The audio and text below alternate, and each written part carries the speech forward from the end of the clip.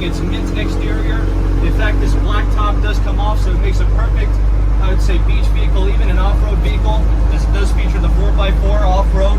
Going into the interior now, as you can see, is a 3-speed manual. Got the old-fashioned steering wheel, old-fashioned gauges. You also have the glove box painted the same mint as the exterior. Going underneath the hood, it has a 4-cylinder.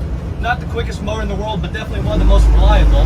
Definitely got to help on that gas mileage, if I do say so myself. But anybody going up the road now, making a lot of noise, which is kind of interesting.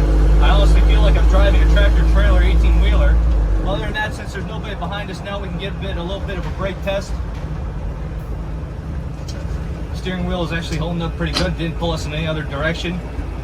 One thing I do want to mention with this cool vehicle is it does have a fuel pump / kill switch underneath the dash, so you never have to worry about somebody's trying to steal your beautiful Classic.